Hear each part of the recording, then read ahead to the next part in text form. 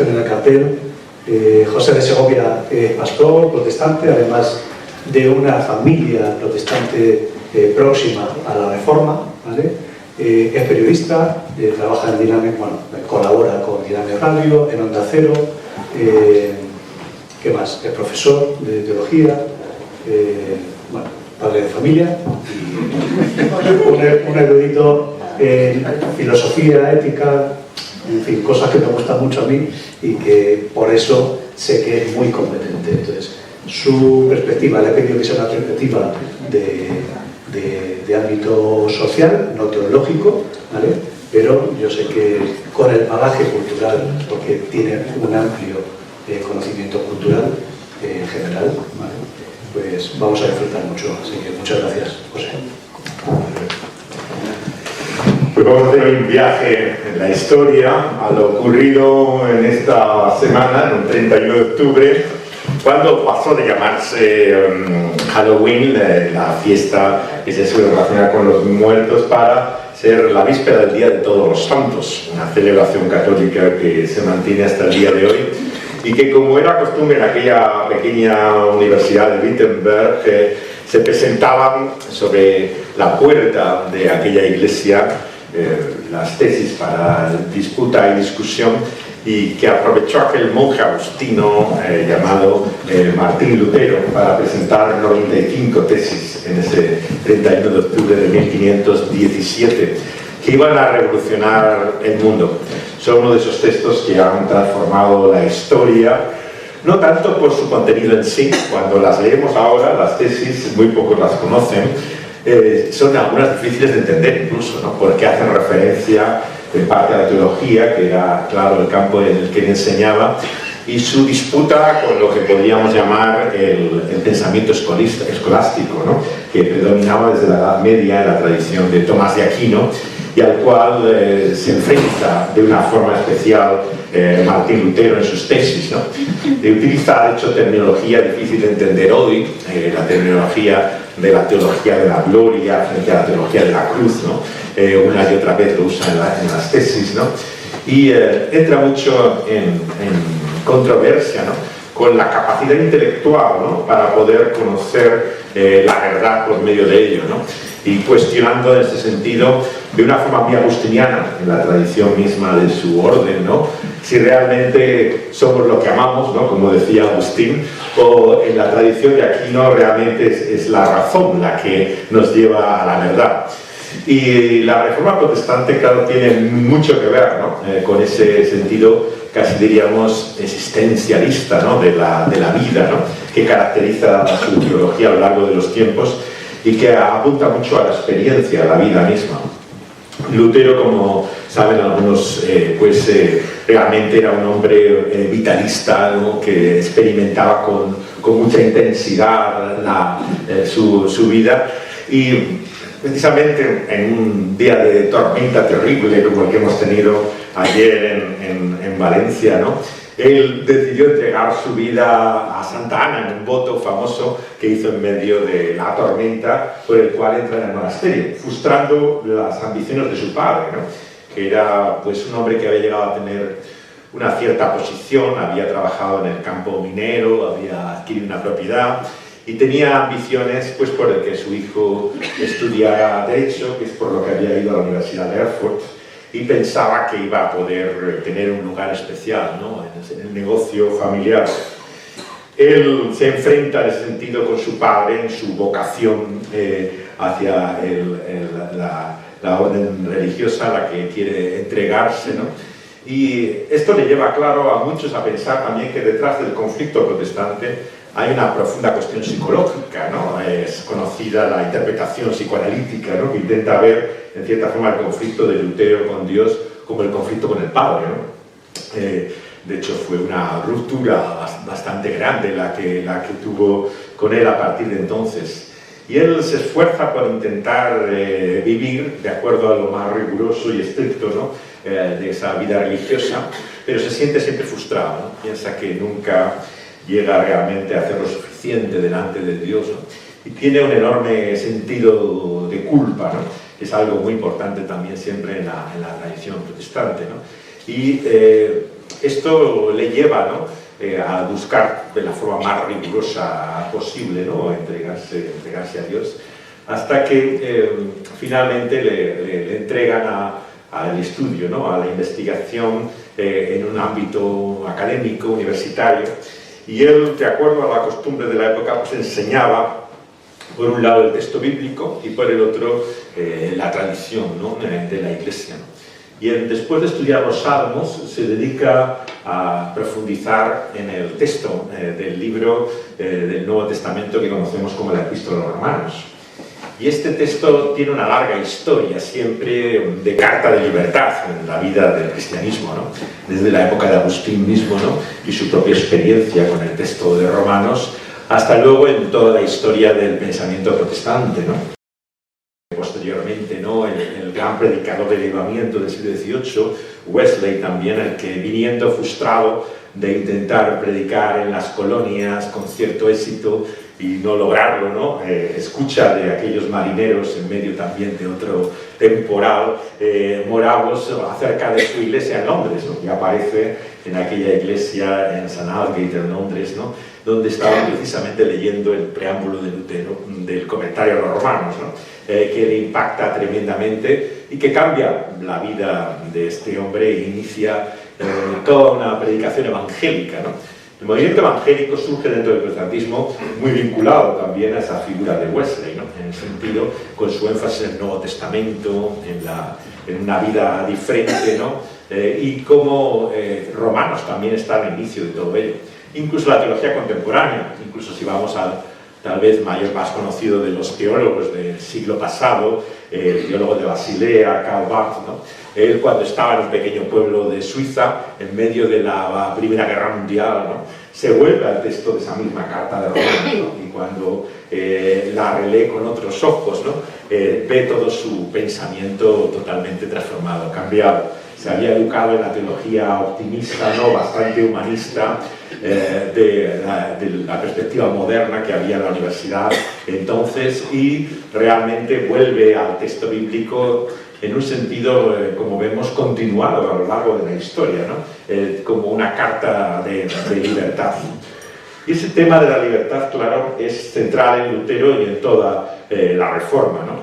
La libertad se convierte en uno de los aspectos fundamentales en los cuales socialmente, ¿no?, va a contribuir la Reforma. Decía don Emilio Castelar, el gran orador de la tradición parlamentaria española, ¿no?, que para poder encontrar el sentido de libertad que uno encuentra en la tradición europea moderna, ¿no?, pues tienes que ir ni más ni menos que a la Reforma, ¿no?, y a Lutero, ¿no?, y eso que él no era protestante, claro, Castelar, ¿no?, pero encontraba que había las raíces para las libertades modernas, estaban ancladas en todo ese episodio de transformación espiritual, originalmente, ¿no?, pero que tiene una gran dimensión civil, como vamos a ver, social y cultural, ¿no?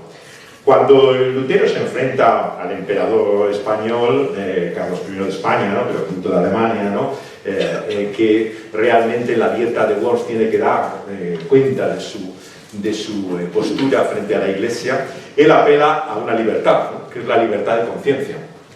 Él dice, mientras no me demuestren a mi conciencia, ¿no?, lo equivocado que yo estoy, ¿no?, a la luz de la Escritura, no me retracto de ninguno de mis escritos, como ellos le pedían en aquella dieta. Entonces, la libertad de conciencia, claro, se convierte en uno de los temas capitales de la modernidad, ¿no? El hecho de que el individuo mismo tiene un derecho a apelar a su propia conciencia. Claro, el sentido civil, como se había entendido hasta entonces, estaba unido en el sistema medieval, claro, a una forma de autoridad totalmente jerárquica, ¿no?, de señores y siervos, un sistema feudal, ¿no?, en el cual el individuo no pintaba nada, era simplemente, generalmente entregado además a un papel social, ¿no?, que le venía ya dado, ¿no?, por su condición familiar, por el gremio al cual pertenecía, su lugar en la vida respecto sea tanto la nobleza como su estado humilde, y no había un lugar, digamos, para una vocación individual o para un desarrollo personal, ¿no? Entonces la Reforma va a tener muchas repercusiones en ese sentido, en lo que podríamos llamar incluso el individualismo, ¿no? Contemporáneo, ¿no? La idea de que la persona, ¿no? Tiene realmente un llamamiento individual en la vida, ¿no? Y también escoge en este sentido su vocación. Es cierto que particularmente la ética del trabajo, ¿no? Y el sentido de vocación se asocia mucho más con la siguiente generación de la Reforma, que se relaciona con Juan Calvino, ¿no? El reformador de Ginebra, que da lugar también a toda una tradición también sobre esa visión del trabajo vocacional, que luego los puritanos, en ese tercer movimiento que se produce después, ¿no? Desarrollarán también de una forma especial. Todo esto, claro, sociológicamente se ha estudiado mucho, ¿no? No solamente por Max Weber, la famosa tesis que intenta relacionar la ética protestante del trabajo con lo que llamó el espíritu del capitalismo, ¿no? De la economía actual, sino en general, ¿no? Se ha visto cómo el mundo se convierte en otra realidad muy diferente a la que era en el sistema feudal y medieval, ¿no? La vida cambia de una forma profunda, ¿no? Pero particularmente en aquellos países que abrazaron la reforma. Claro, lo que encontramos es que países como España, que digamos son contrarios y del espíritu de la contrarreforma, viven una evolución distinta, ¿no? Y desde luego diferente a la que vivieron aquellos países que abrazaron la reforma. Y es por eso que este sociólogo muy influyente también, no solamente en el marxismo, sino en todo el pensamiento contemporáneo, Max Weber empieza a pensar si habrá una relación, ¿no? Entre esa ética protestante del trabajo y todo ese desarrollo económico, ¿no? Que se produce a continuación. Es importante en el sentido de recordar que Weber no hace una tesis, como a veces se le llama. O sea, él escribe unas notas que luego no puede desarrollar, no tiene tiempo a poder hacer de ello un trabajo elaborado, y hay una conjunción entre medio, hay una Y. Él dice la ética protestante y el espíritu del capitalismo. No es como muchas veces se ha leído la ética protestante igual a espíritu del capitalismo. Eso nunca lo dice Max Weber, ¿no? Lo que está es desarrollando dos cosas distintas, ¿no? Intentando ver la relación que hay. La tesis de él fue tremendamente contestada, sobre todo por la escuela más anglosajona, ¿no? El profesor Roper de Oxford fue conocido como otros muchos por contestar, ¿no? a la tesis de Weber, de que tenía muchos agujeros, ¿no? En primer lugar, él no quería saber de la cuestión teológica. Entonces, cuando le ponían como objeción, ¿no?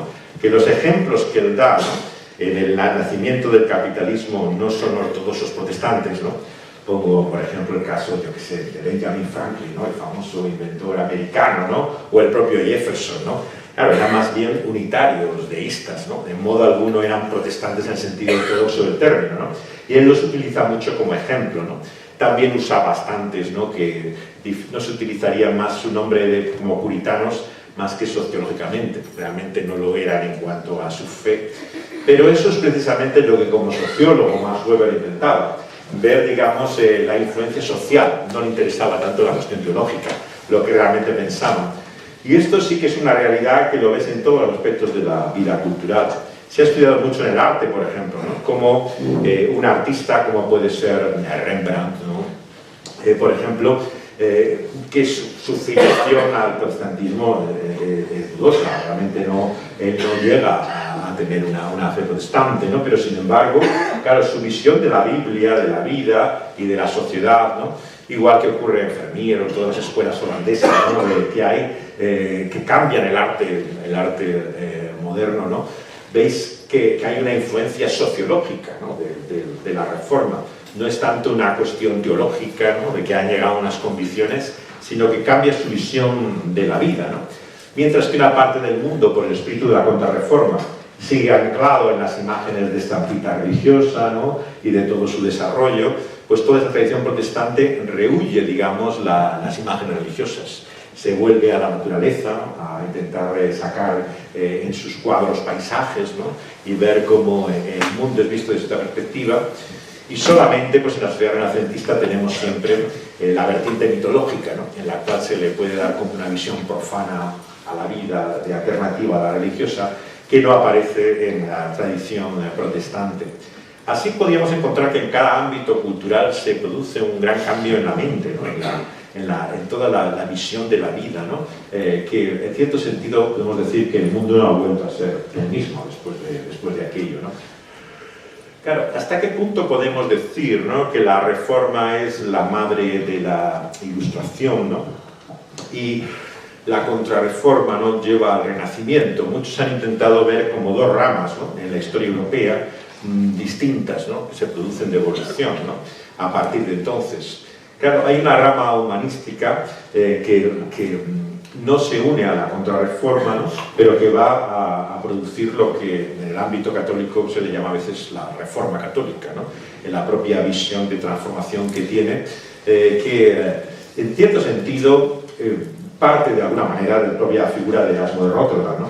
Erasmo de Róterdam es una figura capital, ¿no?, en el pensamiento moderno, pero él tenía una relación muy dudosa, claro, con la Reforma. Por un lado, sus críticas a Roma eran a veces incluso tan grandes como las de Lutero, ¿no? O sea, él se enfrentaba bastante a muchos aspectos de lo que significaba el poder vaticano y la religión católica. Sin embargo, él nunca abandonó la Iglesia Católica y permaneció fiel a ella, y tiene una importancia capital en el estudio de la Escritura. Realmente es Erasmo el que realiza, ¿no?, la publicación de esa Biblia en los textos originales, ¿no?, que se adelanta, claro, a la políglota que en Alcalá se estaba preparando desde hacía ya tiempo, ¿no?, que es incluso anterior discutida, ¿no?, cuál es la primera, ¿no?, si la de Erasmo o la políglota de Alcalá, pero es de Alcalá de donde salen también todos los reformistas españoles, ¿no?, empezando por toda la tradición de Juan de Valdés, ¿no?, en adelante. Son todos acusados luego, muchos de ellos, de luteranismo, ¿no?, después de haber estado trabajando en Alcalá en esa traducción que alentó, claro, el cardenal Cisneros, ¿no?, la autoridad de la Iglesia en España, era la que promovió ese estudio de la Escritura en sus idiomas originales, ¿no?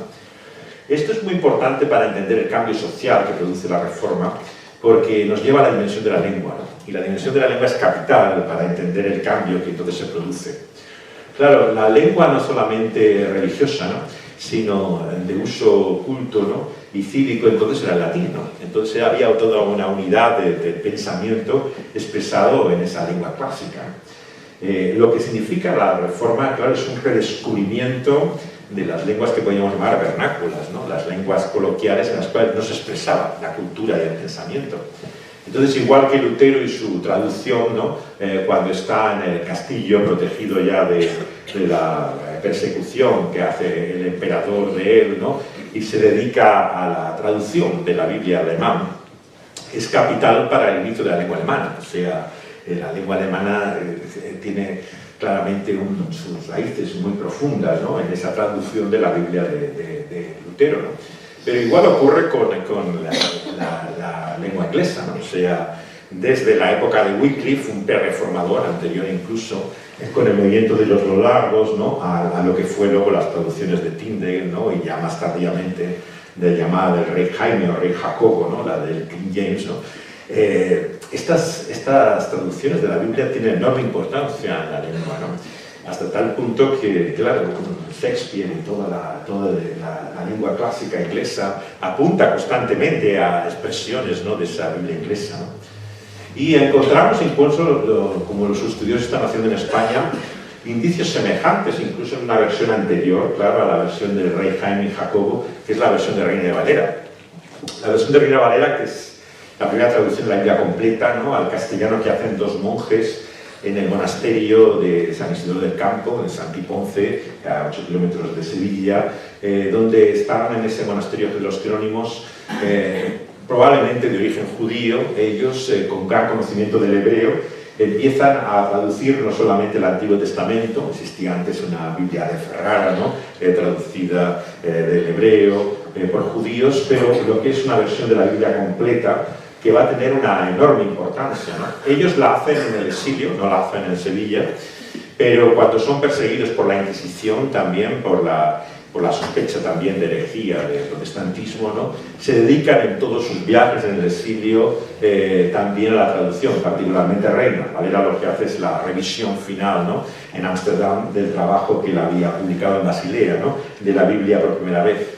Claro, es curioso cómo esa influencia, ¿no? Tremenda que se ve en los reformistas españoles ha dejado huellas incluso en la cultura literaria. Ahora hay varios profesores en la Complutense y otras universidades que tienen la idea incluso de que el Lazarillo de Tormes, ¿no? El gran clásico de esa época, podía haber sido escrito por Alonso de Valdés o por el propio Juan de Valdés, o sea, uno de los reformistas españoles, ¿no? Por el contenido clerical, el tipo que tiene anticlerical, el contenido también de la lengua. Juan de Valdés es el padre del libro, digamos, básico para la lengua castellana, ¿no? Y que tiene, igual que tiene un libro sobre la doctrina cristiana, que es acusado del protestantismo, ¿no? Al mismo tiempo tiene el libro capital, ¿no? Sobre la lengua castellana, ¿no? Que tiene mucha influencia, ¿no? Claro, ¿qué produce este descubrimiento de las lenguas vernáculas? Produce una identidad nacional. O sea, vayas donde vayas, claro, al traducirse la Biblia al idioma propio, al crearse una identidad nacional en torno a ello, lo vemos desde la época de antes de la Reforma, incluso con Hus, ¿no? Y cómo en la cultura checa, ¿no? Se establece un vínculo, ¿no? Por medio de esa tradición, ¿no? No solamente con una visión de la fe distinta a la de Roma, sino con una identidad cultural propia, ¿no? Que da incluso lugar a una iglesia nacional. Ocurre lo mismo en Italia con los valdenses, ¿no? En el norte de Italia también este movimiento anterior a la Reforma también empieza a expresar, ¿no? En la propia lengua italiana, ¿no? Su conocimiento de la Biblia que difiere del oficial de Roma, ¿no? En cierto sentido podemos decir que las identidades nacionales están muy vinculadas, claro, a la Reforma. Surge precisamente una conciencia de ellas a partir de la lengua, de la traducción de la Biblia y del sentido de comunidad que producen en torno a ella, ¿no? Y se rompe, se quiebra, ¿no? Toda una unidad, ¿no? Que había en Europa, ¿no? Desde el Sacro Imperio Germánico, ¿no? Y que había mantenido bajo el emperador toda Europa unida prácticamente, ¿no? En una misma cultura, y que se ve a partir de la Reforma totalmente fragmentada, ¿no? Rota en muchas identidades que no llegarán hasta el auge de los nacionalismos, ¿no? En el siglo XIX a crear naciones independientes, ¿no? De momento lo que encontramos son principados, ¿no? Que apoyan a los reformadores en ocasiones, en otros se mantienen fieles al catolicismo, pero crean un nuevo tipo de tejido social distinto, ¿no? Claro, estos príncipes toman una figura intermedia, ¿no? Entre la autoridad monárquica que había y lo que era la masa popular, ¿no? La interpretación de Calvino, eso sería el magistrado de Romanos 13. El magistrado de Romanos 13, el que tiene la espada en la mano y ha recibido una autoridad por Dios, no sería el rey como una figura divina, sino que sería esa figura del príncipe, ¿no? De la figura intermedia, que considera que tienen también la autonomía, ¿no? Incluso para rebelarse. Todo el tema de los Países Bajos, ¿no? Y cómo se independizan de España por ese derecho que entienden que bíblicamente está, ¿no? Del príncipe, en este caso Guillermo de Orange, para separarse del imperio, ¿no? Y que lleva así a una ruptura progresiva. Ese tejido social, claro, crea también pues todo un sentido de burocracia incluso, ¿no? Nuevo totalmente, ¿no? Que no existía en el mundo antiguo de esa monarquía feudal, ¿no? Y va creando un mundo nuevo y diferente hasta ahora inimaginado, ¿no? En ese sentido, vemos que el reloj de la historia marca a veces en momentos un tiempo que no tiene vuelta atrás, ¿no? O sea, puede haber nostálgicos que quisieran empujar la manecilla hacia atrás y hacer como que las cosas no han ocurrido, pero el tiempo pasa y es una realidad para todos, ¿no? En ese sentido, claro, aunque hay una mentalidad todavía conservadora, tradicionalista, ¿no? Que mira hacia el pasado, cada vez se le hace más difícil, ¿no? Poder convivir con el presente y enfrentar el futuro, ¿no? Tiene que modernizarse, ¿no? Y una y otra vez se enfrenta la sociedad a estos momentos históricos, ¿no? Que no tienen vuelta atrás, ¿no? En cierto sentido el mundo se hace nuevo, diferente y distinto, ¿no? Y tienen que adaptarse a esa nueva realidad social. ¿En qué sentido la Reforma, ¿no? Se relaciona entonces con la modernidad, ¿no? Se ha publicado mucho en los últimos años también en qué sentido la Reforma podría ser pionero de lo que podríamos llamar hoy la secularización, ¿no? La ausencia del elemento religioso. Hay profesores universitarios que mantienen básicamente esta tesis, ¿no? Que en su origen todo esto te llevaría a la Ilustración y la Ilustración a la Reforma, que es la línea por la cual se llega a la modernidad. Claro, sin embargo, esto choca con el sentido espiritual de aquellos hombres. Es evidente, como el profesor Atkinson en su famoso libro, traducido muy tempranamente en España por Alianza, ¿no? De Lutero y el nacimiento del protestantismo, dice este profesor de la Universidad de Oxford, que claro, en la Reforma tienes que ir en el fondo a un elemento espiritual. O sea, aunque tú la analices sociológicamente, económicamente, políticamente, pero originalmente no era ninguna de esas cosas. Fue una transformación espiritual, ¿no? De individuos, ¿no? Y en ese sentido no puedes huir de esa dimensión profunda, espiritual que hay en la raíz de todo ello.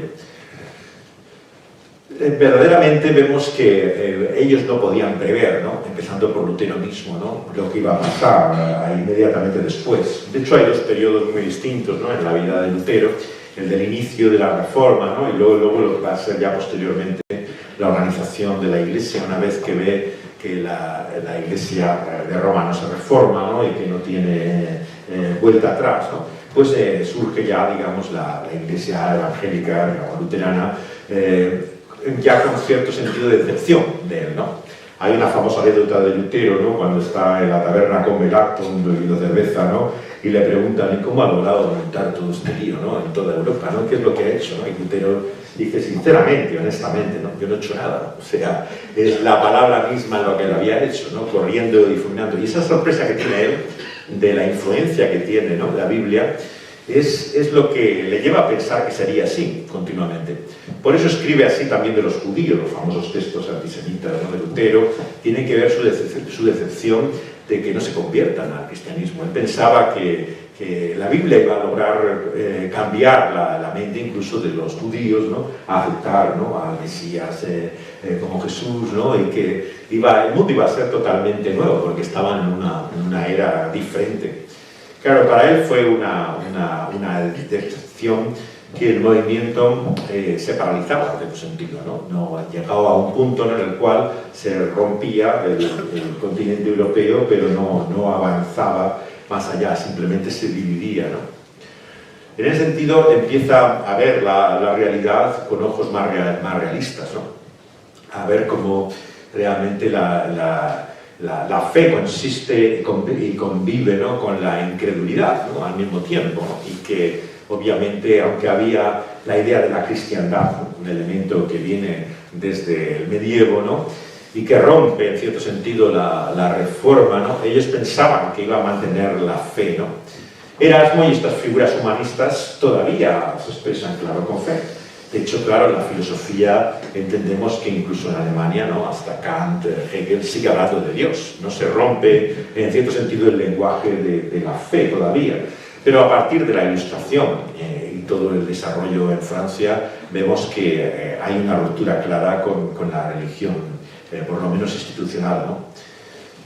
Francia tiene un interés especial en la Reforma porque es la única reforma un poco distinta a todas las demás. O sea, mientras que la Reforma en el resto de Europa, incluido España, que tenía todos los elementos de producir esa reforma, si pensamos en España, por ejemplo, el arzobispo que era la autoridad del cardenal primado de España, claro, Carranza, es puesto en cárcel Carranza en su proceso por luteranismo. O sea, quiere decir que la cabeza de la Iglesia en España tenía las convicciones que tenían la mayor parte de los que estaban sosteniendo la Reforma.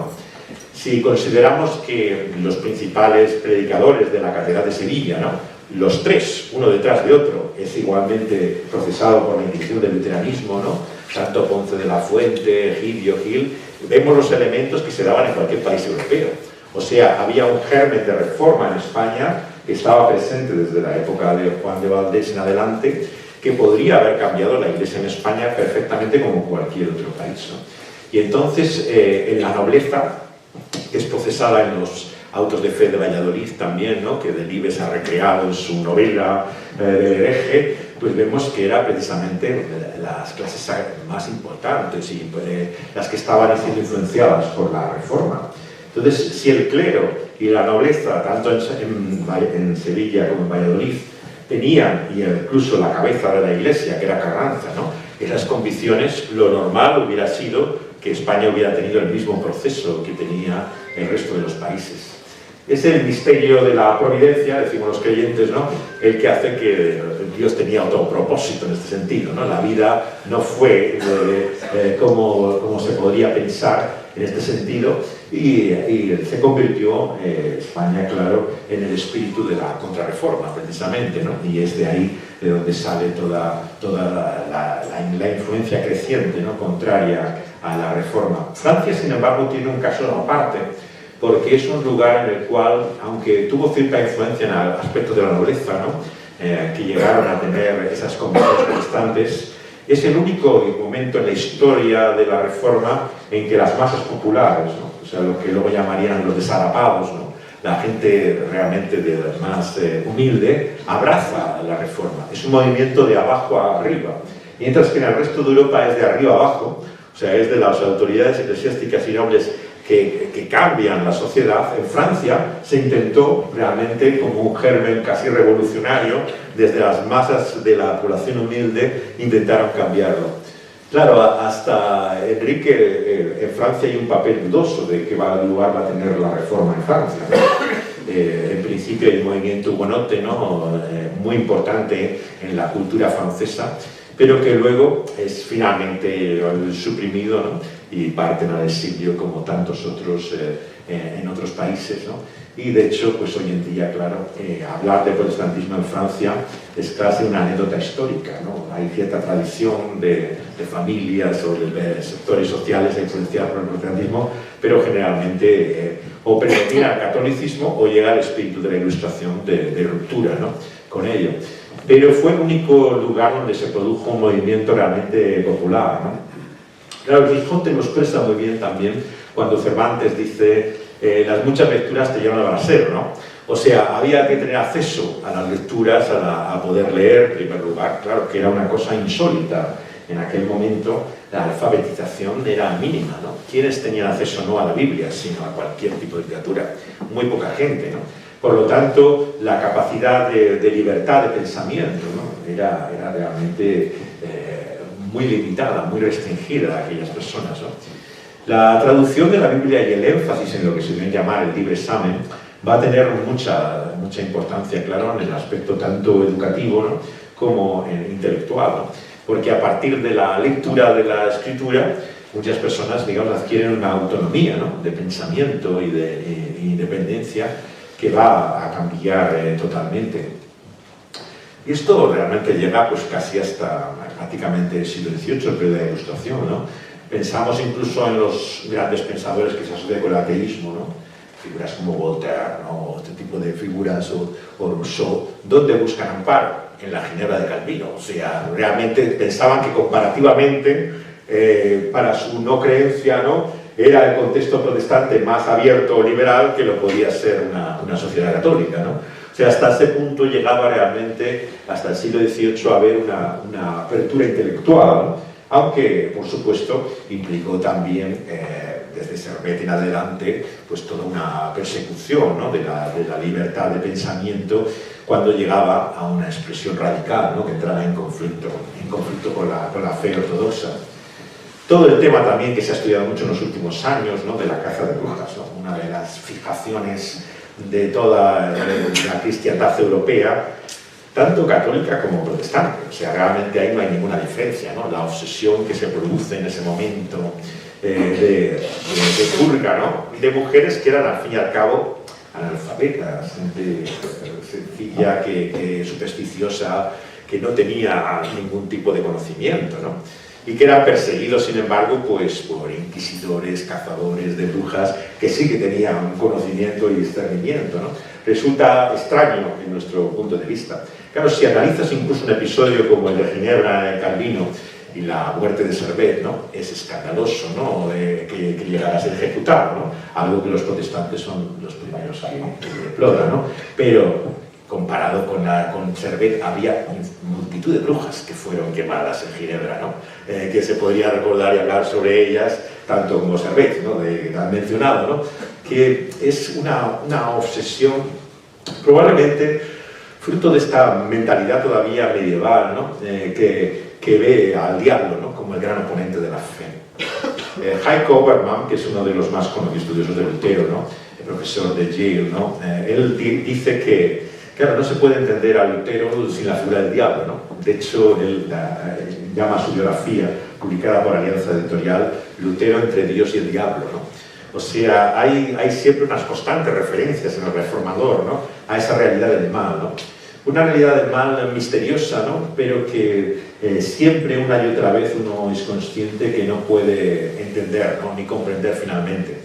Hay un misterio de la iniquidad, si lo queremos llamar, ¿no?, del mal, para el cual el pensamiento moderno sigue sin tener respuesta, ¿no?, hasta llegar a la locura del Holocausto, ¿no?, y a lo que lleva realmente, ya no solamente el nacionalismo alemán, ¿no?, sino esta mentalidad racista, ¿no?, en torno a la mente y a la idea de la raza aria, ¿no?, y la búsqueda de pureza, ¿no?, que lleva a ese antisemitismo absolutamente incomprensible, ¿no?, de exterminio, ¿no?, en el Holocausto, ¿no? Uno se pregunta cómo se ha podido llegar a esto, ¿no? O sea, cómo la Alemania intelectual, desarrollada culturalmente, cómo aquellos torturadores, ¿no?, podían leer a los filósofos y escuchar la más refinada música y deleitarse con la cultura más elevada y al mismo tiempo ser totalmente como animales, ¿no?, personas brutales, ¿no?, y totalmente deshumanizadas, ¿no?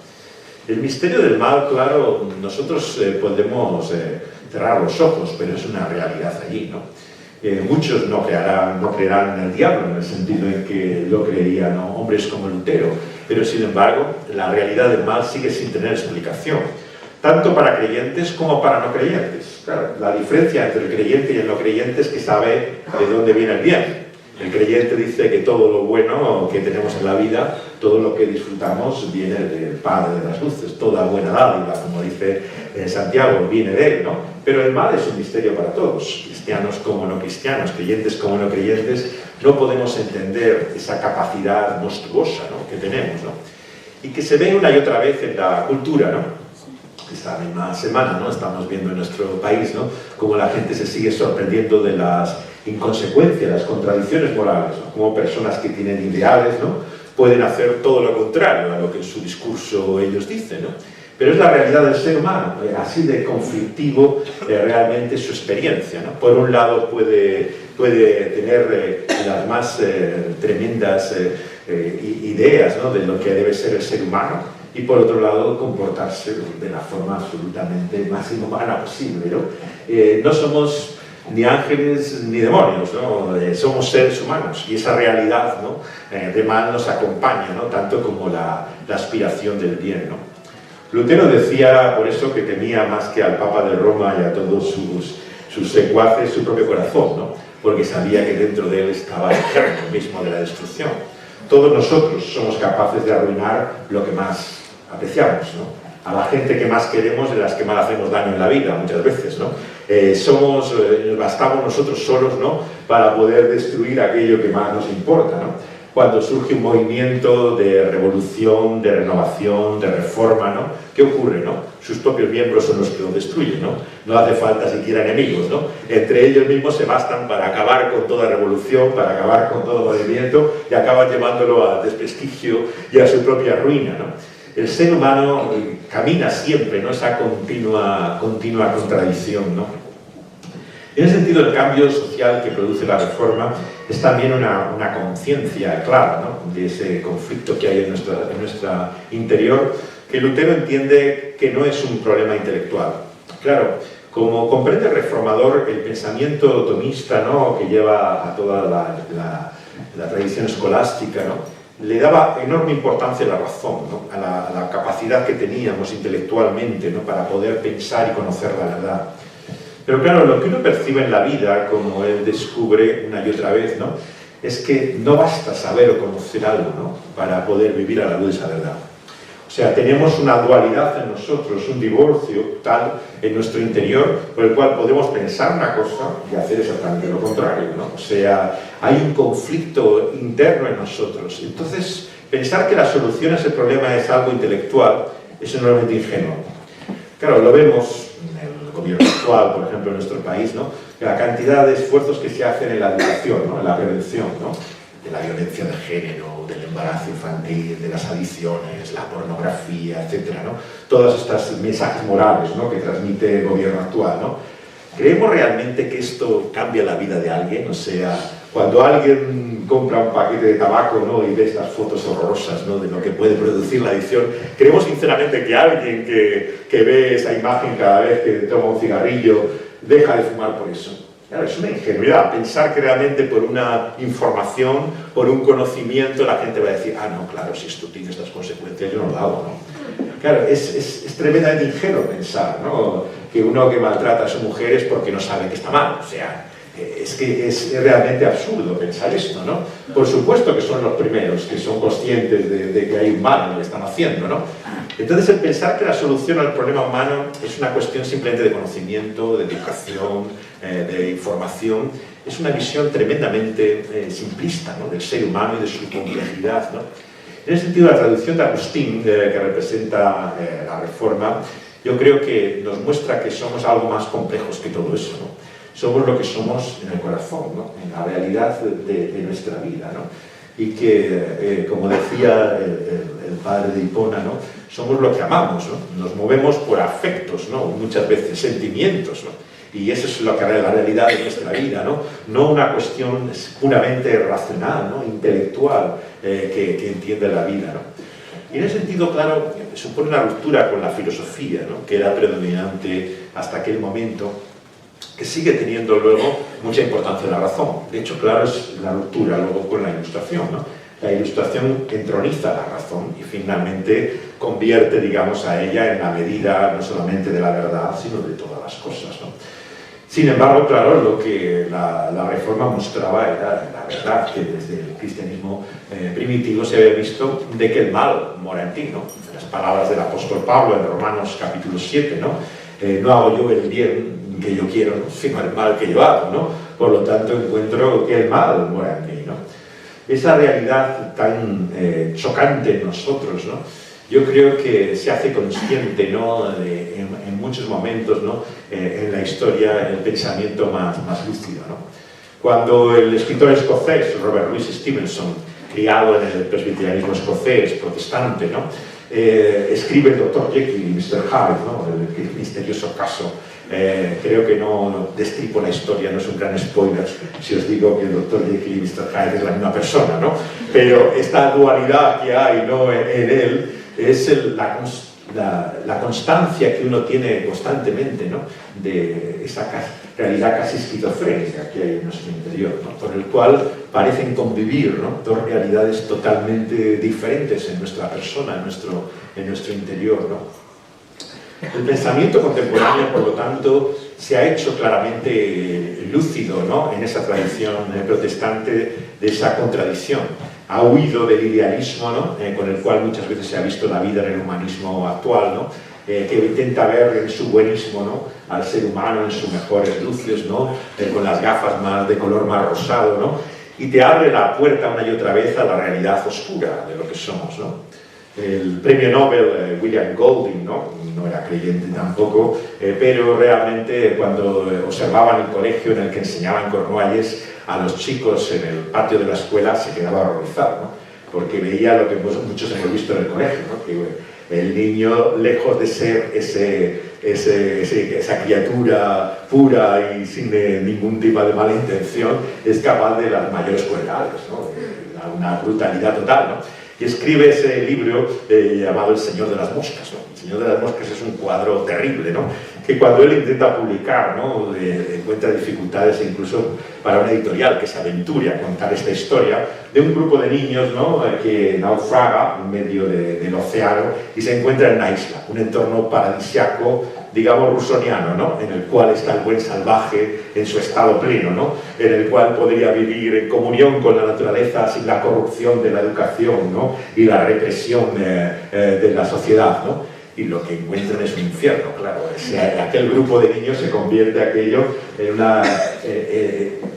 realmente una realidad brutal, ¿no? La que se da allí, ¿no? Y cuando al final un barco los encuentra, ¿no?, a los niños, y el personaje de Ralph, el niño regordete, protagonista de la historia del Señor de las Moscas, es dado la bienvenida por uno de los marinos, ¿no? Pobre chico, este chico, por lo que ha sufrido aquí y tal, perdido, ¿no? Dice que estaba llorando, ¿no? Llorando, pero dice Golding en la última frase del libro, ¿no?, del Señor de las Moscas, dice: lloraba por la oscuridad de su corazón.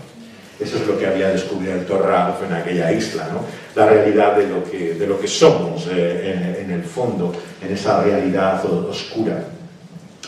En ese sentido, yo creo que una y otra vez, ¿no?, el cristianismo expresado aquí, esta vez en su tradición protestante, en la Reforma de raíz agustiniana, descubre la realidad de una naturaleza, ¿no?, que no queremos muchas veces aceptar, ¿no?, que es la naturaleza que la Biblia llama pecaminosa, ¿no?, la realidad de ese mal que hay en nuestro interior y que no podemos evitar, ¿no?, y que se convierte en nuestro mayor enemigo, ¿no? Somos los mayores enemigos de nosotros mismos, ¿no?, de la realidad de lo que somos, ¿no? Y esa conciencia, ¿no?, yo creo que está siempre en pugna, ¿no?, con esos ideales, ¿no?, que piensan que la sociedad puede llegar a ser mejor, ¿no?, que de alguna forma, si tenemos la visión correcta, si nos educamos, si tenemos una iluminación, una ilustración suficiente, podremos esforzarnos, ¿no?, de la mejor manera para poder llevar a este mundo a un mundo diferente. El sueño utópico, por lo tanto, no solamente pertenece a la tradición de Tomás Moro y de todos estos pensadores, ¿no?, es en cierta forma el deseo de que la realidad sea otra, ¿no?, de la que nosotros conocemos, ¿no? Pero lo que todos estos pensadores nos recuerdan en la tradición protestante es que somos lo que somos, ¿no? O sea, tienes que partir de la realidad para poder ver la vida. Que esa realidad es desagradable, claro, o sea, evidentemente, ¿no?, que es una realidad que no quisiéramos que es la que fuera, ¿no? En cierto sentido, claro, los grandes pensamientos que surgen como alternativa al cristianismo, ¿no?, a partir ya del siglo XIX, principios del XX, ¿no?, como decía el profesor Steiner, este profesor judío, ¿no?, ya fallecido, una de las mentes más preclaras que ha tenido Occidente, ¿no?, lo que ha creado es unas pseudoteologías, ¿no? Es lo que desarrolla en su famoso libro, ¿no?, sobre los pensamientos que marcan la modernidad, ¿no? Es como todas estas grandes visiones del mundo, ¿no?, empezando por el marxismo, ¿no?, siguiendo por el psicoanálisis, la antropología cultural, muchos de los desarrollos tienen una dimensión teológica casi. O sea, parten de una idea original del mal, o sea por la represión del superyo en el caso de Freud, o sea en el caso de la lucha de clases en el marxismo, ¿no?, pero hay un mal en la raíz, ¿no?, que es el pecado original, ¿no?, del cual surge esa idea. Y lo que parten es la esperanza escatológica de un mundo nuevo, que viene con un hombre nuevo, ¿no?, en el caso del marxismo, ¿no?, que no se hace realidad, como tristemente constata Che Guevara, ¿no?, en su famoso discurso ante la ONU, ¿no?, ha llegado el hombre nuevo, ¿no?, y Cuba sigue siendo todavía lo que era, ¿no? Y entonces, ante esa frustración, ¿no?, de no llegar a la esperanza escatológica, pues hacen una visión del mundo en conflicto, ¿no?, en conflicto psíquico, ¿no?, en el caso del psicoanálisis, social, ¿no?, en el caso del marxismo, ¿no?, en el evolucionismo, ¿no?, que tiene su raíz en Darwin, ¿no?, en la lucha también del más fuerte, la evolución que tiene la vida. Pero en todas estas, digamos, filosofías contemporáneas europeas encontramos un elemento teológico, o sea, realmente una visión secularizada de lo que el cristianismo era originalmente, ¿no? Solamente que tiene otro nombre, los elementos, se le llama de otra manera, pero como muchos han dicho, incluso el ateísmo, ¿no?, tiene una forma profundamente religiosa, ¿no? O sea, decía Heinrich Böll, un intelectual alemán católico, decía: me aburren los ateos porque siempre hablan de Dios, ¿no? Y realmente el ateísmo tiene ese aspecto, ¿no?, de constante pugna con algo que parece afirmar al mismo tiempo, ¿no?, la realidad de algo que niega, ¿no? Y en ese sentido ya Nietzsche, ¿no?, cuando expresa su famosa muerte de Dios, ¿no?, en su libro, ¿no?, él observa que si bien aparentemente Dios ha muerto, el mundo está lleno de dioses, ¿no? En el crepúsculo de los dioses, ¿no?, Nietzsche observa cómo aquella sociedad luterana, que antes era devota de la fe, ¿no?, pues se ha vuelto al dinero, ¿no? Y es capaz de hacer cualquier cosa por una fortuna, ¿no? Te queman las casas por cobrar el seguro, ¿no? Y hacen cualquier cosa por el amor, ¿no? A ese Dios que es el dinero, ¿no? Entonces, los dioses no han muerto, evidentemente. Lo que hay es otros dioses distintos, ¿no? Al Dios que en la iglesia se confesaba, ¿no? O se creía, ¿no? Pero en cierto sentido hay como un aspecto, si lo queremos llamar religioso, ¿no? Que yo creo que tiene su raíz finalmente en la Biblia, ¿no? Que es lo que redescubre la Reforma. El hecho de que la Biblia no nos muestra un dilema entre creer o no creer, ¿no? Sino entre creer en ese Dios vivo, verdadero, que encuentra en la persona de Jesucristo, ¿no? O creer en tantas otras cosas, ¿no? Personas, ¿no? Ideas que el mundo cree, ¿no? Y sobre las cuales vive. En ese sentido no existe nadie que no tenga creencia, claro. La realidad es que todo el mundo cree en algo, en alguien, ¿no? Cuando que dice alguien, no, yo no soy creyente, bueno, no serás creyente en lo que te entiendes tradicionalmente como ser creyente, pero por supuesto que eres creyente, sino para qué te levantas esta mañana, o sea, para qué vives la vida, algo esperas y crees de la vida, ¿no? Y por lo tanto todos tienen una fe, una creencia en algo que realmente inspira su vida, ¿no? Entonces el dilema bíblico es cómo esos dioses fallan, esos ídolos para los que vivimos, finalmente no te satisfacen, ¿no? Y entonces vivimos la constante desilusión, ¿no? Por vivir por cosas, ¿no? Personas, ¿no? A las cuales nos aferramos, como que van a dar un sentido a nuestra vida, pero finalmente no pueden llenarnos. Por volver a Agustín también como inspirador de este movimiento en la tradición cristiana, claro, estamos hechos como con ese hueco, agujero, ¿no? que Dios nos ha hecho, que solamente Él puede llenar, ¿no? Y que hace que cualquier otra cosa que intenta su lugar se convierte en un sucedáneo, en un sustituto, ¿no? Esa es la esencia, digamos, bíblicamente de lo que sería la idolatría. La idolatría es buscar algo parecido, semejante a Dios, le llames como le llames, que va a llenarte, ¿no? Pero que finalmente no puede hacerlo porque no es Dios, ¿no? Claro, y esto lo encuentras en las relaciones personales, ¿no? Cuando buscas en esa persona que quieres, ¿no? Alguien que pueda llenar tu vida, que pueda complementarla, curar todas tus heridas, librarte de todas tus frustraciones, darte el alivio de la lucha de cada día. Y claro, ¿quién puede llevar ese peso? ¿Quién puede cargar con esas aspiraciones? Nadie puede cumplir realizar eso que tú esperas de la otra persona. Sin embargo, el sueño romántico, claro, se mantiene una y otra vez después, ¿no? La idea de que finalmente va a haber una experiencia en la vida que puede llenarte, ¿no? Que ya no es Dios, ¿no? Sino que es casi el amor, en mayúsculas, ¿no? En cierto sentido, ¿qué es lo que caracteriza, claro, toda la revolución cultural luego de los años 60 del siglo pasado, ¿no? El buscar en ese amor, ¿no? Finalmente el sentido mismo de la vida. El único ideal o valor que parece que no ha entrado en desuso todavía, ¿no? Que la gente sigue utilizándolo en su lenguaje habitual, ¿no? El amor, ¿no? Como una expresión de lo que parece que llena su vida o satisface, ¿no? Claro, todo esto tiene unas enormes dimensiones religiosas, claro, o sea, lo que tú estás esperando, ¿no? De esa experiencia es casi, como ha dicho un sociólogo, una epifanía, ¿no? Casi un descubrimiento místico, ¿no? Que te viene por esa experiencia, ¿no? Que en el fondo lo que buscas es algo espiritual, ¿no? De todo ello, ¿no? Pero ¿qué es lo que te descubre, ¿no? Claro, la epifanía romántica, como dice un conocido sociólogo americano actual, ¿no? Lo que te descubre es la realidad de quién tú eres. Muchas veces las relaciones íntimas y personales descubren el lado oscuro de cada uno de nosotros, ¿no? Claro, uno puede pensar que tiene un corazón de oro, ¿no? Hasta que te enfrentas a la realidad, ¿no? Reflejada en otra persona. Es lo que Jean-Paul Sartre, ¿no? También expresaba en su famosa obra Sin salida o A puerta cerrada, ¿no? En el cual encierra a estos personajes, ¿no? En una vida que parece después de la muerte, en un lugar cerrado, ¿no? Y tiene la famosa frase, esta obra, el infierno son nosotros, ¿no? Ve como en un reflejo, detrás de los ideales revolucionarios del que ha llegado allí, lo que había era un traidor, ¿no? Que estaba escapando y un tren le ha atropellado, ¿no? Detrás de la mujer que parece digna y decente, ¿no? Pues hay un oscuro pasado, ¿no? Y es como que se caen las máscaras, ¿no? Y muestra la realidad de lo que somos, ¿no?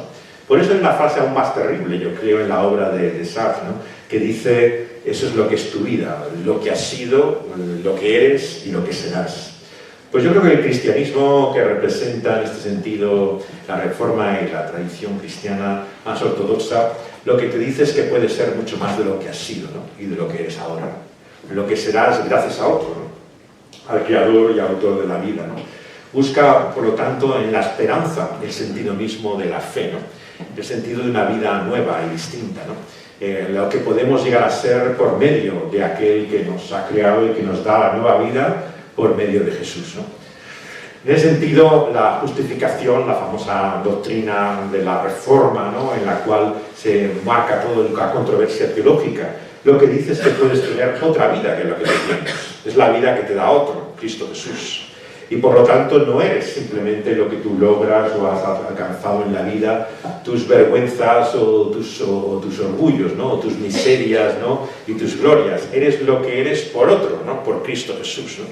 El sentido de sustitución, de intercambio, ¿no?, que implica la doctrina de la justificación y que en Trento lleva a la gran división, ¿no?, que marca la ruptura del cristianismo en aquel entonces, ¿no? Es esa justificación es moral, es por una infusión, ¿no?, como afirma Roma, ¿no?, algo que te cambia o te transforma personalmente, o es algo externo a ti, ¿no?, forénsico, algo que ocurre en esa cruz, ¿no?, en Jesús, fuera de ti, ¿no? Esta era la controversia del Trento, ¿no? Y entonces, claro, lleva a una visión de la vida, por un lado, que busca la famosa identidad que tantos perseguimos hoy en día, ¿no?, fuera de ti, ¿no?, en otro, en Cristo Jesús, ¿no?, o que la busca descubriendo en ti mismo otro como quisieras ser, ¿no? Son dos caminos, en cierta forma, que yo creo que acompañan al ser humano desde el principio. Quiero acabar con esta conocida historia de Jesús, ¿no?, en el Evangelio de Lucas, capítulo 15, ¿no?, que cuenta no de un hijo, sino de dos, ¿no? Este padre tenía dos hijos, ¿no?, en esa historia. Y el conocido, el que da nombre a la parábola, muchas veces es el pródigo, el perdido, ¿no?, el que ha malgastado su vida, ¿no?, el que le ha dicho a su padre: mira, yo quiero vivir con lo que tú me das, pero sin ti, o sea, lo más lejos posible, pero a costa tuya, ¿no? Y claro, la indignidad, la enorme afrenta, ¿no?, que supone semejante hijo, ¿no?, que quiere vivir con lo tuyo, pero sin ti, ¿no? Claro, es el cuadro en el cual muchos se han identificado cuando han buscado su identidad, ¿no?, su realización en la vida fuera de Dios, ¿no?, por sí mismos, ¿no? Y se encuentran como aquel hijo pródigo, ¿no?, que han malgastado su vida, que finalmente no han encontrado lo que buscaban, las promesas de la vida no se han cumplido, y regresan a ese padre sin saber qué van a decir, ¿no?, con qué cara me presento ahora, ¿no?, después de haberle deseado la muerte, ¿no?, de haberle pedido la herencia, ¿no?, como si estuviera muerto, ¿no? Ahora, ¿qué le digo, no? Y la gran sorpresa del Evangelio, ¿no?, que es, yo creo, el corazón mismo del cristianismo, ¿no?, es que sin dejar de decir una palabra, ¿no?, el Padre corre a su búsqueda, ¿no?, y le abraza con su abrazo de amor y le recibe, ¿no?, en esa gracia liberadora, ¿no? Y este es el mensaje cristiano, un mensaje realmente, en primer lugar, no de reforma moral, ¿no?, sino de la aceptación de ese Dios, ¿no?, como un Padre en su gracia. Pero hay otro hijo en la historia, ¿no?, que representa, yo creo, el otro camino en la vida por el cual buscamos realización, que es la del hijo que quiere cumplir lo que el Padre desea, ¿no?, que quiere conformarse a lo que se espera de él, ¿no? Y aquel hijo no había salido de su casa, ¿no?, se había quedado con el Padre, ¿no?, pero pensaba que todos aquellos años que le había servido, dice el Evangelio, ¿no?, ¿qué le ha dado el Padre a cambio? Nada, ¿no?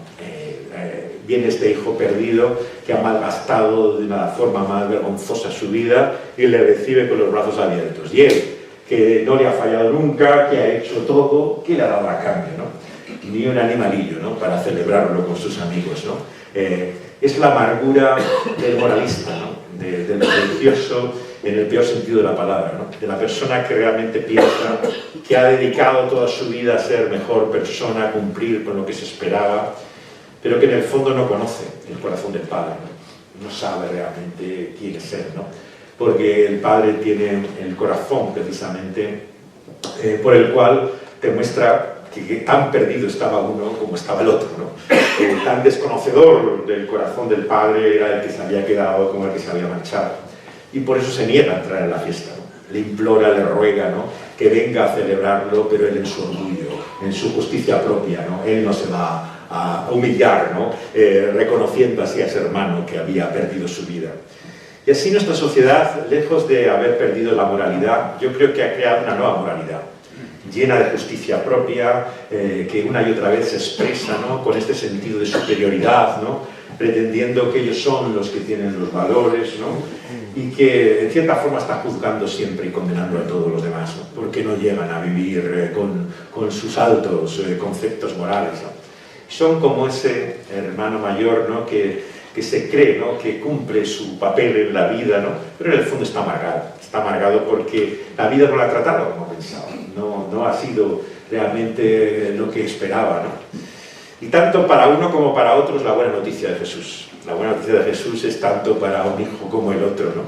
Y nos dice que solamente en aquellos brazos abiertos, expresados en esa cruz, ¿no? Por la cual Dios mismo encarnado en la persona de Jesús nos abraza y nos recibe, encontramos una nueva vida. Una vida diferente a la que hemos tenido o a la que podemos tener ahora. La que podemos ser gracias a aquel Cristo Jesús. Muchas gracias.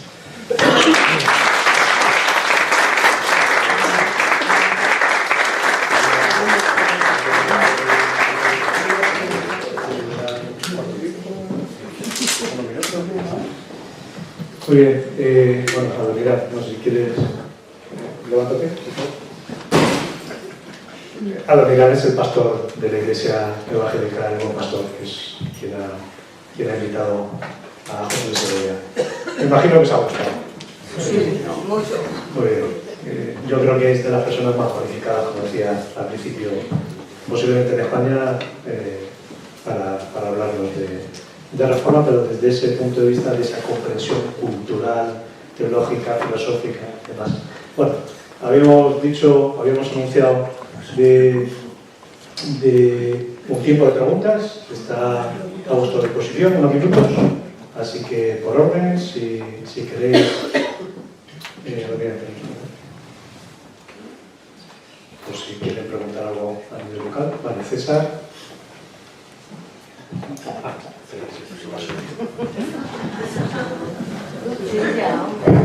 Estamos grabando la conferencia, ¿vale? Es que si no sabe, y además estoy con una espantosa gripe y no creo que puedan escucharme. Bueno, yo quiero hacer una pregunta que es de carácter histórico. ¿Qué habría pasado, no, si Carlos V de Alemania o primero de aquí de España se habría convertido? Si se habría convertido, no habríamos tenido tanto desorden que hubo en Europa, guerras y demás. ¿Y por qué hago esta pregunta en contexto? No, porque Erasmo de Rotterdam, el humanista más famoso que conocemos, tuvo mucho influjo sobre Carlos I, fue su profesor. Adriano VI, que fue papa, ¿no? Fue el tutor de Carlos I y fue regente de aquí en España además. Y yo creo que Adriano VI, ¿no? Fue uno de los grandes transformadores de la Iglesia Católica cuando le tocó ser papa. Lamentablemente estuvo muy poco tiempo porque murió enseguida. Y Erasmo de Rotterdam tenía mucha comunicación con el cardenal Cisneros y la gente de Alcalá, ¿no? Eran humanistas que, de alguna manera hay que decirlo, los humanistas aquí en España estaban en la frontera, en el filo de la herejía, ¿sí? Y además Erasmo de Rotterdam pues tenía muy buena relación con Lutero y al principio. Entonces, si es que Carlos I no habría recibido, me imagino que recibió todo ese humanismo de parte de Erasmo de Rotterdam,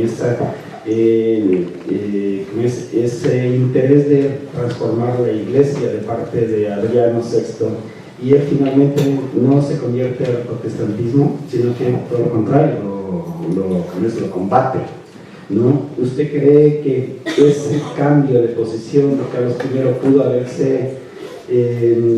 haber sido exclusivamente el resultado de movimientos políticos para mantener su imperio en Alemania, ¿no? Porque también Carlos I tuvo también problemas con los papas, ¿no? Acuérdense que en 1527 invadió Roma y el ejército que tenía Carlos I era alemán y por lo tanto luterano, y se saqueó Roma y demás. Esa es la pregunta.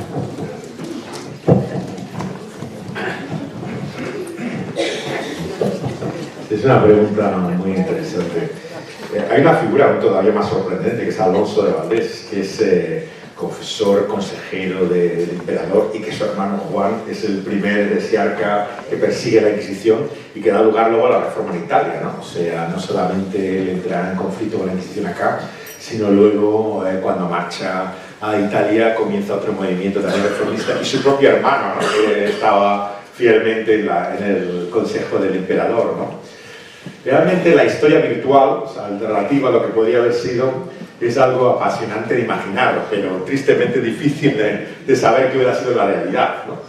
Es evidente que, claro, él no es el emperador español que muchas veces nos imaginamos, ¿no? Empezando con que el idioma lo hablaba muy mal, pues él se había criado en Cante, que no sabía siquiera hablar castellano bien, o sea, no era ni mucho menos el ejemplo de españolidad que muchas veces nos imaginamos. Él venía en un contexto muy diferente, ¿no?, al que luego se va a formar Felipe II, ¿no?, en el cual está mucho más anclado a la realidad, ¿no? Claro, la figura del imperio, que tanto se ha hablado ahora, ¿no?, en qué sentido era un imperio respecto a la colonización y todas estas cosas, ¿no? Claro, es una mentalidad tan distinta, ¿no?, a la que conocemos después, ¿no?, de lo que eso significa, ¿no? Era la unidad una de las claves, claro. Si entendemos que la propia identidad española estaba muy vinculada, ¿no?, a la unión de los reyes católicos, ¿no?, de Isabel y Fernando, por medio de una unión religiosa, una unión confesional, ¿no? Entendemos también que en el imperio jugaba un papel muy grande, ¿no?, ese elemento eclesial. Lo que ocurría es que, como muy bien ha descrito, había una decadencia en el papado, ¿no?, y en la forma de la explotación de lo que es la controversia de las indulgencias, ¿no?, que lleva, claro, por medio de un papa en concreto, ¿no?, pues a una explotación, ¿no?, de un sistema para intentar cubrir muchos de los gastos, ¿no?, de la construcción, realmente abusivo, ¿no?, y que además escoge a un personaje tan dudoso como era Tetzel, ¿no?, que estaba cuestionado incluso por el obispo de su propia región, que no le gustaba la forma de Tetzel, pero que era casi un sistema de promoción y publicidad moderno, ¿no? O sea, si es fiel el testimonio que nos ha llegado, tenía hasta jingles, hasta estas frases publicitarias de cuánto echabas la moneda, ¿no?, en la caja, así salía el alma del purgatorio, ¿no? Decía todas estas frases que había, que escandalizaban incluso, claro, a los católicos, ¿no?, la manera en la cual se estaba traficando con las indulgencias, ¿no? Y este es el conflicto inicial, ¿no?, en el que Lutero se enfrenta al imperio, ¿no?, el hecho de lo que él había mantenido, ¿no? Pero, claro, la cuestión de los abusos, que Erasmo los comparte totalmente, en el sentido hay que entender que Erasmo de Rotterdam iba en su crítica a este tipo de abusos aún más allá que Lutero. O sea, cuando lee sus textos dice cosas muy fuertes, ¿no? La gran lucha entre ellos, la controversia entre Erasmo y Lutero, fue el libre albedrío, ¿no? Porque, claro, Lutero tenía casi tanto más que Calvino una idea agustiniana de la esclavitud de la voluntad humana, ¿no? O sea, él entendía que no existía un libre albedrío del ser humano, sino que estaba esclavizado, ¿no? Y en su famoso texto del Servo Arbitrio, Lutero pues va más aún incluso que allá de Calvino, y esto era algo que aborrecía Erasmo, ¿no? Erasmo entendía que para él el libre albedrío estaba en el corazón mismo de la responsabilidad de conciencia. Y la mayor parte de la correspondencia entre ambos va muy ácidamente sobre este conflicto, ¿no? O sea, en qué sentido el ser humano fuera libre o no, ¿no? Hay una obra de teatro, curiosamente, que se representó aquí en Madrid, de una autora sevillana, ¿no?, que fue una de las últimas que se hizo sobre Lutero, que coloca al personaje de Erasmo frente a Lutero, ¿no?, en esa controversia, ¿no? En un sentido, claro, piensas que ese Carlos Enjuste, ¿no?, en sus últimos días, ¿no?, podría haber tenido dudas, ¿no?, de a dónde dejaba, ¿no? Pero las cartas a su hijo, a Felipe, no dejan lugar a dudas, ¿no? Le llega a decir que si quiere hacer algo que merezca la pena en la vida, ¿no?, que sea digno y ante Dios, ¿no?, que acabe con el protestantismo, ¿no? O sea, lo que le dice a su hijo es que la misión que tiene básicamente él como emperador es erradicar, soy concreto de la península, ¿no?, erradicar toda influencia protestante, ¿no?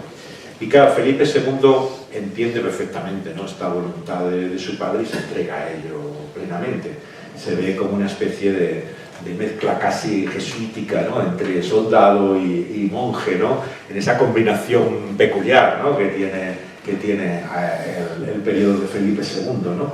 En el cual llega a tener, claro, dicen en los autos de fe, tiene declaraciones, ¿no? Contra aquellos que van a quemar en la hoguera, ¿no? Diciendo que si su propio hijo fuera, ¿no? El que estuviera acusado, él sería el primero, ¿no? En encender el fuego, ¿no? Y entregarlo a las llamas, ¿no? O sea, él parece tener un fervor sincero, o sea, realmente es celoso de la fe católica, y en ese sentido se ve totalmente, sin ninguna duda, ¿no? De que lo que está haciendo es el gran servicio a Dios, ¿no? ¿Cuánto de eso era la voluntad del Padre, ¿no? Bueno, parece que esa es la última voluntad que tiene. ¿Qué es lo que le hace cambiar de actitud, de mente, ¿no? Bueno, muchos lo han intentado indagar, ¿no? ¿Qué hay entre medio de esas dietas, ¿no? En las cuales Lutero se enfrenta, ¿no? Al emperador, ¿no? Y espera algún cambio, ¿no? Evidentemente que en la primera en Worms yo creo que él esperaba que se volviera atrás, ¿no? De alguna forma, ¿no? O sea, no creía que iba a llegar al extremo, ¿no? En que finalmente no se retractara de ninguno de sus escritos. Además, Lutero pide un día para pensarlo, ¿no? Y hay un momento incluso de duda, ¿no? De que saber qué va a decir finalmente Lutero a ello, ¿no? Pero cuando dice que no se sujeta a su conciencia en todo ello, ¿no? Claramente se abre una persecución, ¿no? En la cual, si hubiera acabado muerto, probablemente el fenómeno hubiera sido erradicado, que se imagina uno que probablemente sería lo que esperaría el emperador, ¿no? En ese momento, ¿no? Que muerto el animal se acabara la rabia, ¿no? Y entonces esto finalmente ocurría. Pero claro, había príncipes alemanes protegiendo a Lutero, ¿no? Entonces cuando él es no secuestrado, sino protegido, ¿no? Por el príncipe que lo lleva a su castillo, abre ya un nuevo periodo que curiosamente es la traducción de la Biblia, ¿no? Que es a lo que se dedica en ese tiempo en el cual está encerrado Barrow, ¿no? A traducir la Biblia al alemán, ¿no? Y descubre ese sentido de la palabra penitencia, ¿no? En ese momento, él, claro, en Wittenberg ya había percibido, en la experiencia famosa que tiene de la torre, ¿no? Que la palabra en latín, ¿no? Que había de la versión de la Biblia, ¿no? De penitencia, no parecía corresponder al sentido griego de la palabra, ¿no? de arrepentimiento, ¿no? Y entonces él, que estaba obsesionado precisamente con hacer penitencia de su pecado, ¿no? Empieza a descubrir otro sentido totalmente del arrepentimiento, ¿no? que ve en el Evangelio, ¿no? Y eso le hace que encuentre como una liberación, una seguridad con la cual se enfrenta al emperador, que yo creo que él no se imaginaba, ¿no? Que pudiera tener tal confianza, ¿no? Probablemente había perdido el temor a la muerte, ¿no? En ese momento, ¿no? Y entonces la única arma que tenía el emperador, que era la amenaza, ¿no? de la muerte, parecía haber perdido su fuerza en él, ¿no? Pero sí, nos preguntamos qué hubiera sido si realmente él hubiera seguido. Hay textos curiosos realmente, ¿no? Por ejemplo, de los comentarios a los que tenía acceso el emperador, ¿no? Hay un caso, por ejemplo, curioso, ¿no? De cómo el emperador nos tenía en sus consejeros en los últimos días, en Juste, ¿no? Esas palabras que le decía el confesor: confíe en los méritos de Cristo, confíe solamente en los méritos de Cristo. O sea, realmente el emperador es alentado hasta el final, no solamente en mantener la fe de la Iglesia, sino particularmente en lo que era el corazón mismo de la doctrina de la Reforma, ¿no? La suficiencia de los méritos de Cristo. Y esas curiosas palabras que tiene el confesor mismo en Juste demuestran hasta qué punto había eco en él, ¿no? O sea, de alguna manera parecía que él entendía también que la fe era eso, ¿no? Confiar en los méritos de Cristo sobre todas las cosas, ¿no? Pero sí, Dios sabrá si somos creyentes de lo que realmente había en su corazón, ¿no? Pero sin duda que se reunió de consejeros que eran bastante evangélicos en ese sentido. ¿Sí?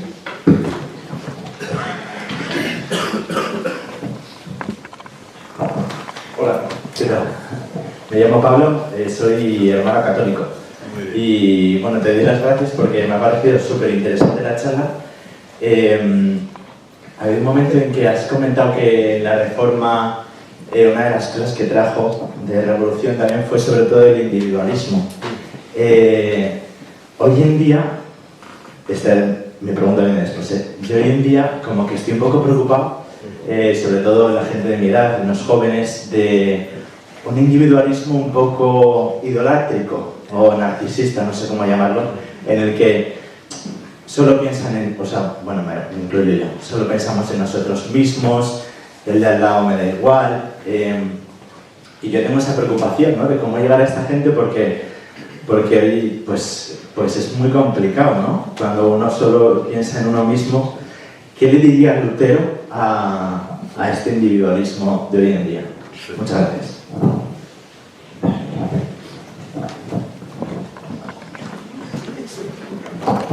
Sí, Goya decía que la razón produce monstruos, ¿no? También, desde luego, las verdades descubiertas por Lutero tenían también esas consecuencias impredecibles, ¿no? El valor del individuo, y él lo vive a continuación.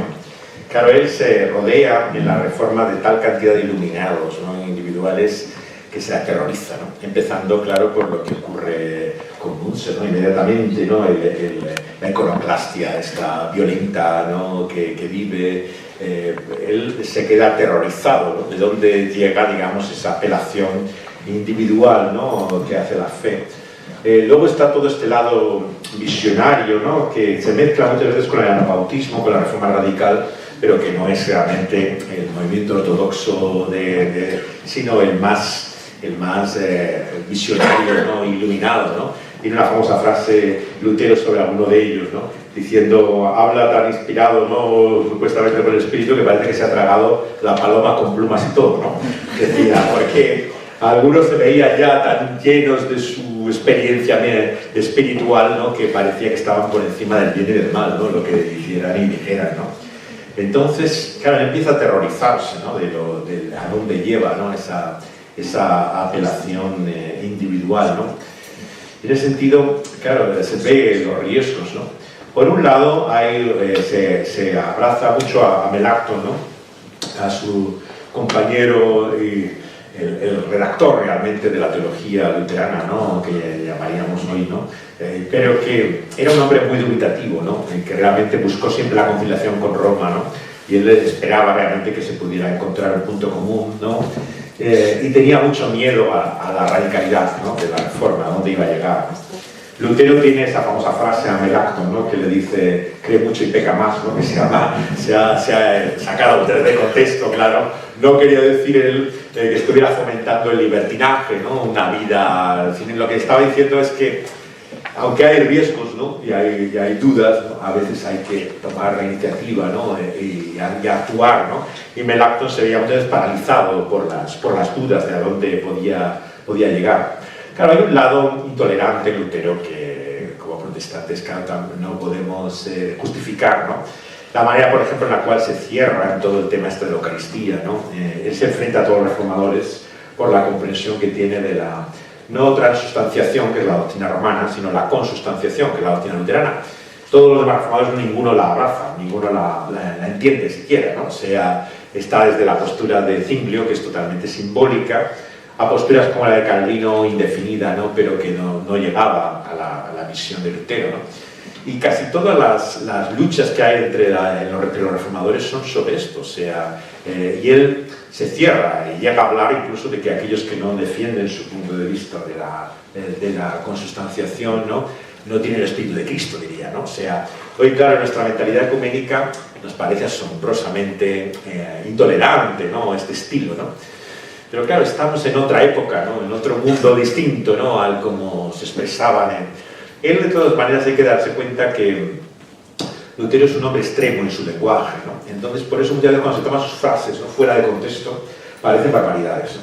Pero tiene ese sentido liberador, ¿no? Y a veces, a mí me divierte mucho Lutero porque es muy excesivo, ¿no? Y luego ese aspecto de la individualidad a mí me parece apasionante, me parece como uno de los fundadores de la confesional, ¿no? Él es el único realmente, no solamente reformador, sino en muchos de la tradición protestante, que te cuenta todo de su vida, ¿no? O sea, es hasta escatológico, ¿no? Te cuenta hasta sus problemas de ir al baño, ¿no? O sea, es un hombre tan absolutamente transparente, ¿no?, y humano, ¿no?, en sus expresiones, ¿no?, que claro, era fácilmente dado al exceso, al lenguaje y a la exageración, ¿no?, tremenda, que por eso mismo se apoya en Melanchthon, ¿no? Pero yo creo que él mismo se aterrorizaría, ¿no? A dónde llegaría el individualismo, ¿no? Posteriormente, ¿no? Que se abraza en esa mentalidad. La cultura americana es un buen ejemplo de ello, ¿no? Una cultura muy conformada por el protestantismo desde su fundación, pero en la cual la individualidad se ve de una forma absolutamente brutal, ¿no? De hecho, claro, lo que llamamos a veces derecha en Estados Unidos es libertaria, o sea, es una visión totalmente que nos parece increíble, ¿no? De la sociedad, ¿no? En la cual tú eres la ley, la norma, todo te sobra el Estado, tú mismo te defiendes, no hay es una visión de la sociedad que dices, bueno, ¿qué tiene que ver esto realmente, ¿no? Con lo que era la fe cristiana y el sentido de responsabilidad o de comunidad, ¿no? Y claro, esa frase apócrifa que tienen los americanos, ¿no? Que creen que viene de la Biblia, ¿no? Pero no está en ninguna parte de la Escritura, ¿no? Dios ayuda a los que se ayudan a sí mismos, ¿no? Dice la frase famosa, ¿no? No solamente no está en ninguna parte de la Biblia, sino que es bastante contraria, ¿no? Al espíritu cristiano, ¿no? El espíritu cristiano nunca es ese, que Dios ayuda a los que se ayudan a sí mismos, ¿no? El mensaje cristiano es que Dios ayuda a los que no tienen ayuda, precisamente, ¿no? A los humildes, a los débiles, a los que reconocen su desamparo. Es un padre para el huérfano, para la viuda, ¿no? Es el cuidador, ¿no? Pero se ha trastornado, claro, esa cultura protestante muchas veces en un individualismo que te aterroriza, ¿no? Hasta dónde puede llegar, ¿no? Muchas veces en su expresión, ¿no? Y que yo creo que el sentido es los monstruos que ha producido y que ha producido también. Ciertamente me identifico con sus palabras.